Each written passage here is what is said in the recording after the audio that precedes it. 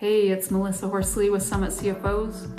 We're almost halfway through the year, and if you drove your truck for 6 months without ever looking at the gas gauge, the oil light, or the odometer, you'd think that was insane.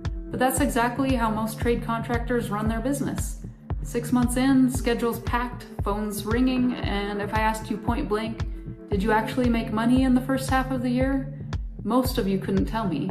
Maybe not even within $20,000. And that's not a knock on you, it's just nobody ever showed you what to check.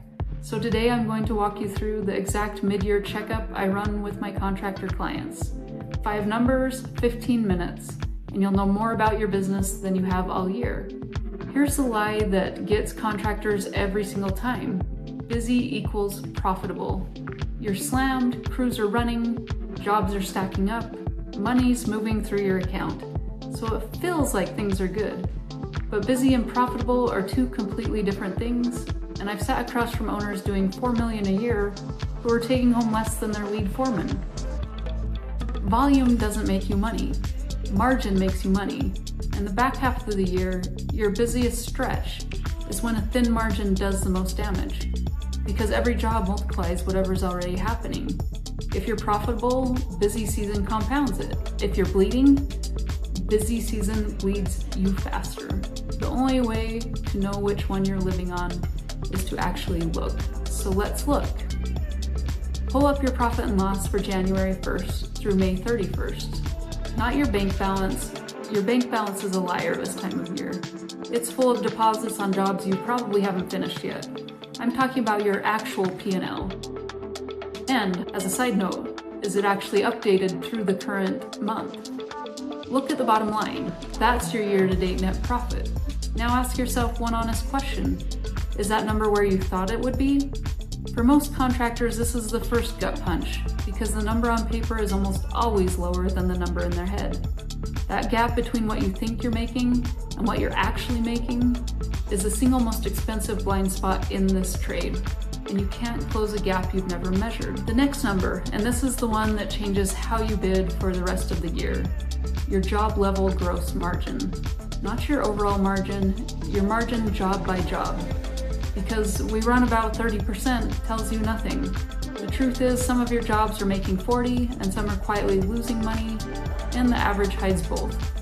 When you actually break it down, you find out the type of work you really like doing is work that's actually killing you, and the jobs you've been turning down are the ones that pay.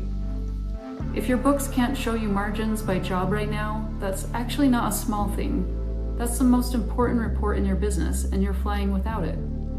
Halfway through the year is exactly when you want this dialed in, because there's still 6 months of bids left to fix.